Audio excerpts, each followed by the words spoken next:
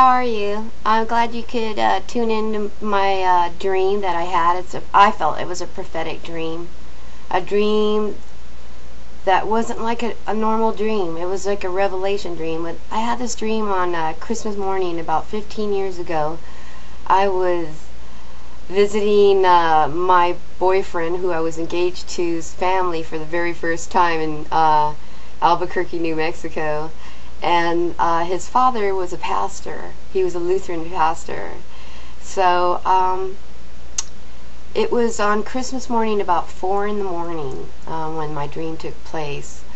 I was asleep, and I had this dream where I remember looking out the glass window. I heard this loud trumpet, and then I looked out the window, and it was like the earth was blanketed in, like, it was dark, but not like a normal darkness. It was like, you know, when there's a volcano or nuclear warfare, and it's the fallout, you know, the ash.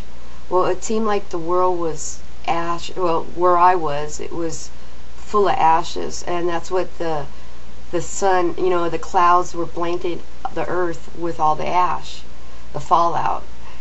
I remember this blood started coming down on the glass, and the glass actually turned red as the blood dripped down. And I remember looking out the glass window and seeing all this blood, and I all of a sudden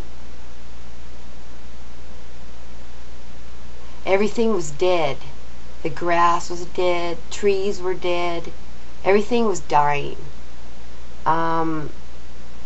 The other thing was, there was these creatures, and they had like tails of scorpions, and they were going around, and they were stinging people. And I remember I was there, and they were not stinging me, but they were stinging everybody around me. And they had the weirdest face. It's just so unexplainable. It was just freaky. And I guess these things were coming in people's houses, and they were coming in to the house. It was my mom and dad's house. In my dream, it was my mom and dad's house that I grew up in. And I think it was just a metaphor, but people were like, I could see people putting duct tape on vents, everything they could to prevent these things from coming in. And maybe the ashes too, it could be. But they were going around stinging, and I could hear the whole moan and all the screaming of the earth. It was like these things were covering the earth, and they were stinging everybody. So whenever somebody was moaning or screaming because they were being tormented by these creatures, I could hear the whole world crying.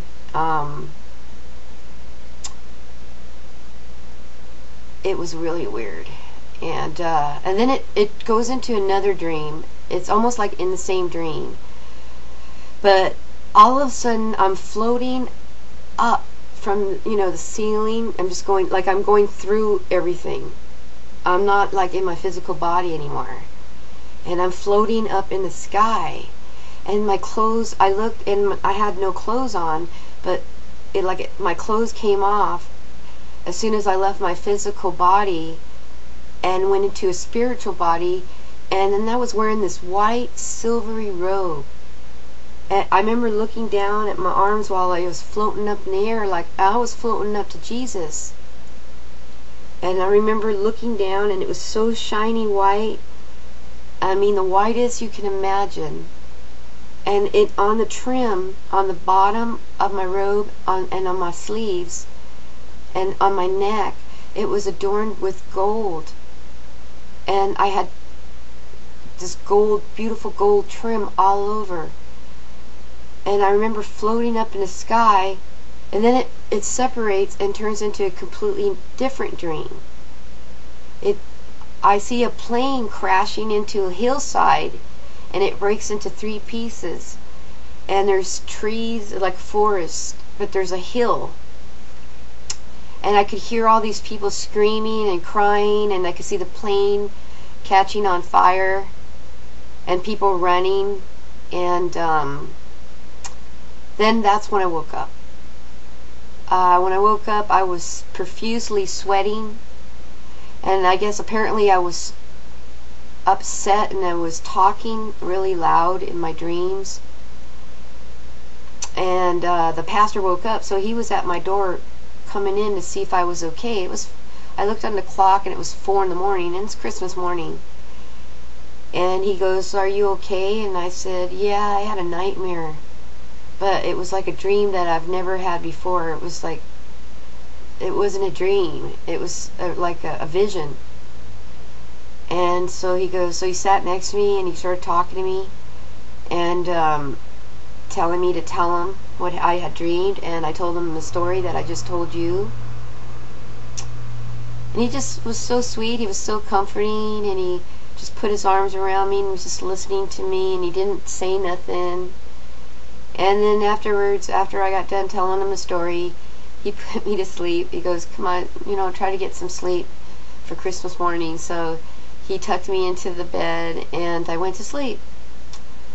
It was about 8 in the morning, and I woke up, and I remember walking in the hallway, going to the kitchen, and telling everybody, Merry Christmas, and giving everybody hugs and kisses and greeting everybody. So I go into the kitchen to get some coffee.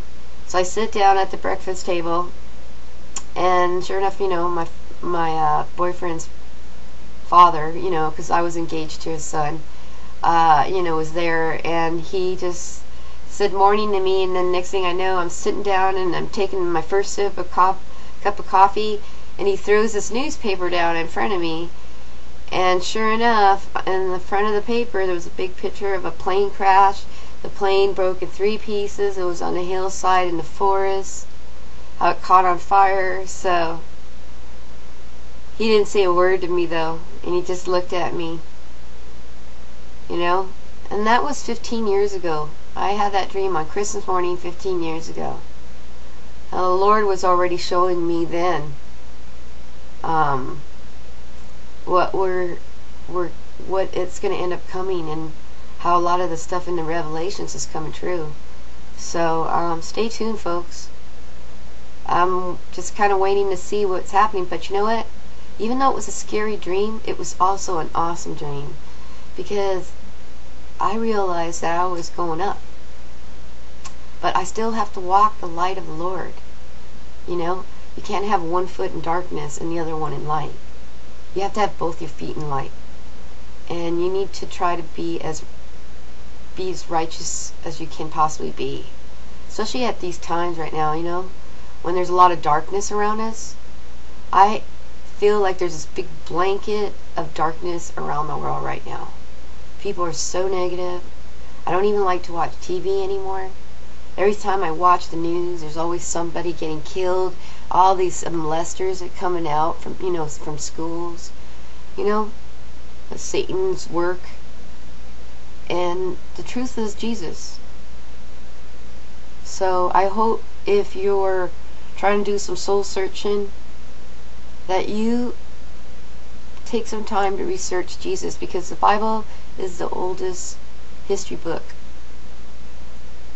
And you have a nice day, alright? Hope you enjoyed my video. Bye now.